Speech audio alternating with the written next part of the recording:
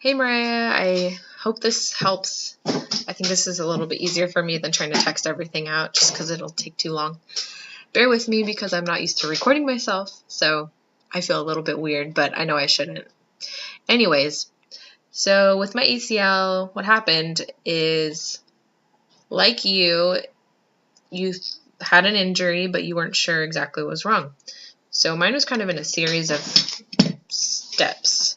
So what happened in high school, after I was done with high school, I went to this party. I stepped into a hot tub and hyperextended my knee. And like you, it's my left. And so I was kind of like, okay, great.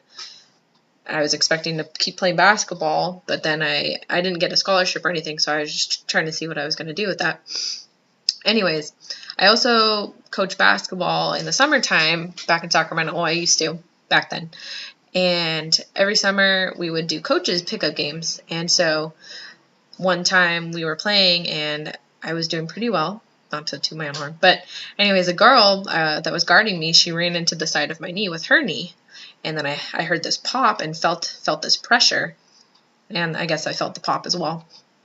And then I quickly fell to the ground and I couldn't bear weight. Trying to get up by myself was impossible. So people had to come over and pick me up and take me off the court, and then I was unable to actually walk on it fully for 2 days. So I was walking around with crutches and icing and all that, and so luckily I had the care of the trainer that was there, but still, after it healed, it didn't heal properly, so therefore it was still loose. It wasn't stable like the knee typically would prior to a knee injury.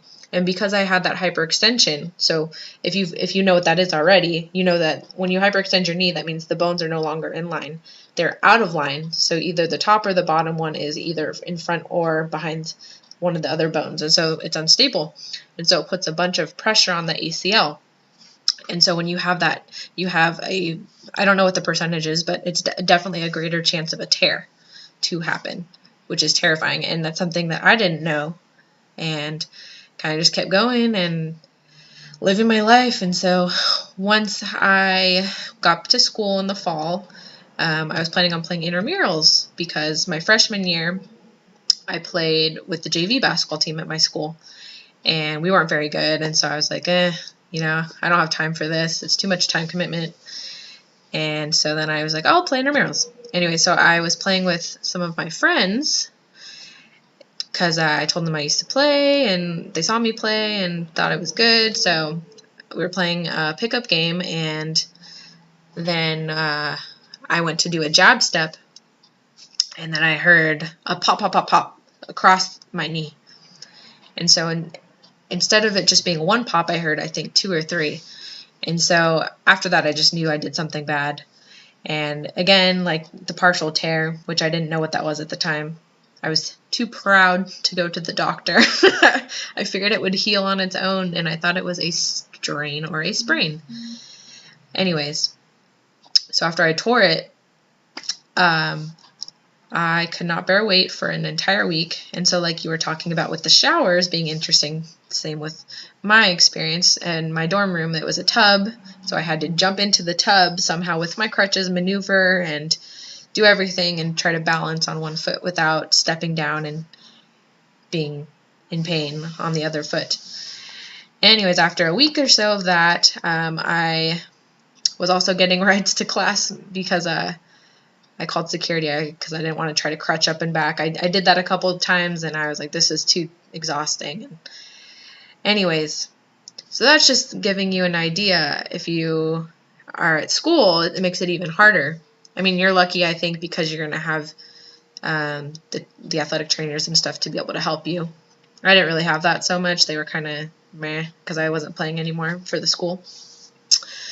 So I had to try to figure out how to get around and how to ice myself.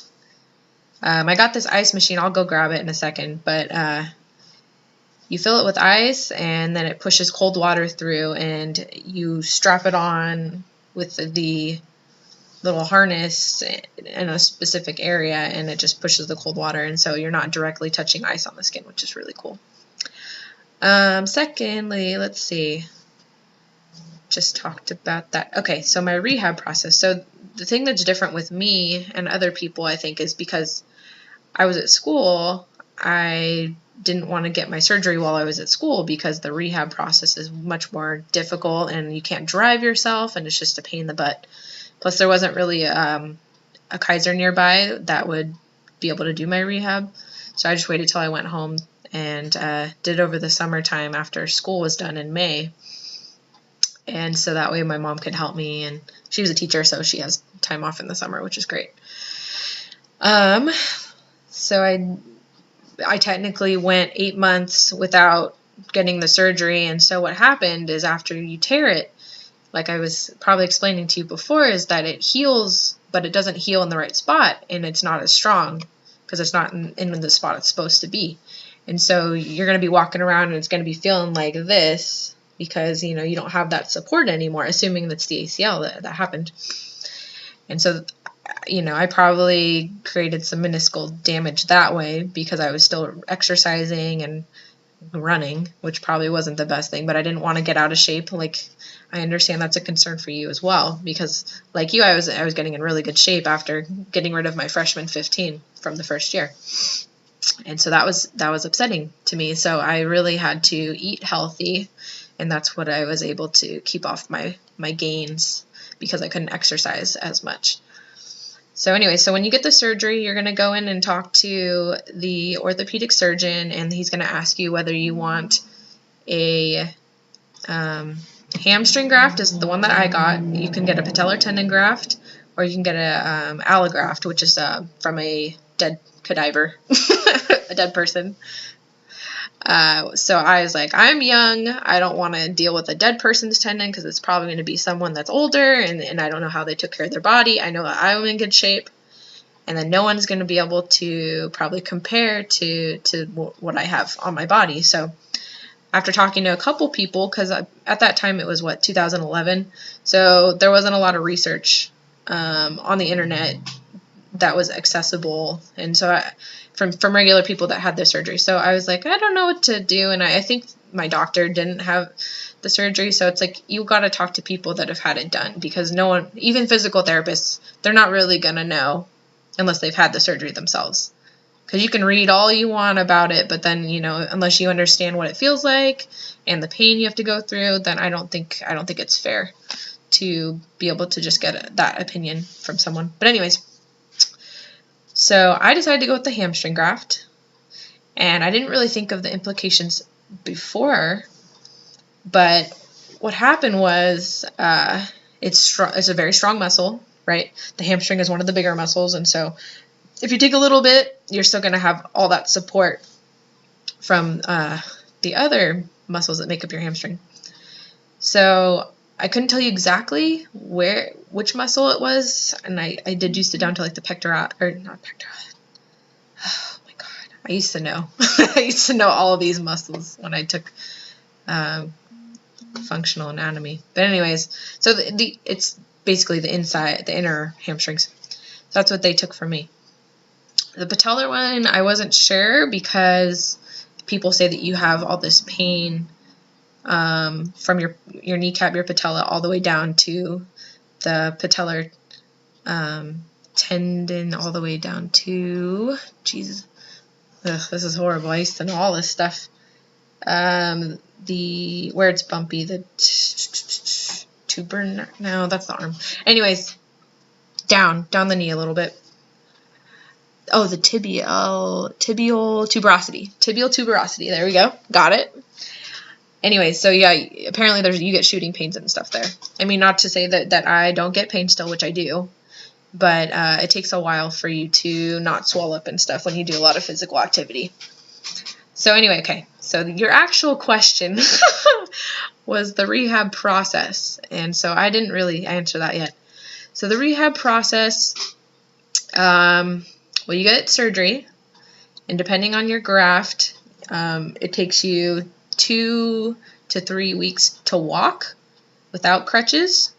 And so what you have is they put you in this brace, and then you can eventually walk with the brace on, and you've probably seen people wearing that before. It's a big old black brace. And then you're going to get a lot of questions like, what happened and all that. And that was kind of fun. So you get a little bit of attention that way, I guess. And then you're also going to be given some pain meds. Like I got hydrocodone. And I never have used painkillers before. And so I just tried not to use as much as I could. Or I guess the least amount as possible. And so then you do physical therapy, I believe, after you, I think it's the 3rd week. And then they start giving you exercises to strengthen your hamstrings, because you're not going to be able to walk. Your hamstrings and your quads mostly, because those are the muscles that have gone downhill the fastest, and so you have to try to get those back up to speed. They give you a bunch of exercises, but it's mostly just simple ones that you're not going to be doing a bunch of strain or whatever to mess up that tendon that they replaced the ligament with. And so it's tempting, and it hurts so bad. So I will warn you now, because no one tells you this, but people are like, after surgery it's gonna hurt. Well, yeah, it's gonna hurt, but the worst part is you can't put a pillow underneath your leg, under your knee directly after your sleep, or when you're trying to sleep. You have to put it underneath your ankle, and it's the worst pain, I think, of the entire thing. And if they ask you if you want a nerve block, say yes, because that lasts for, I think, the first day or 2. But you'll be able to tell when it wears off. And it was hard for me to sleep for the first 2 or 3 days. So I'm just warning you now what to expect. And then another thing, they'll probably tell you with anesthesia, you can't eat hardly at all. So don't try to get too ambitious. Just kind of follow their instructions. But I tried eating some pork, I think, on day 3, and I threw it all up. So just be careful. Rehab. After you start walking again, it's funny, I had a list that they gave me, and there probably stuff online now that they give you, but actually I was working for a physical therapist, and she still gave out all paper stuff, and I was like, technology, I guess, whatever. I digress. See, I gotta remember, it was 5 years ago. I should have looked this up before I turned this on. But I just remember doing different exercises to strengthen the hamstring the most. And then the biggest thing, you aren't going to be able to run for 6 months at the minimum. And you got to be really careful not to push yourself too much, because you can re-tear the graft if it's not strong enough yet. So it's important to make sure all the muscles are good.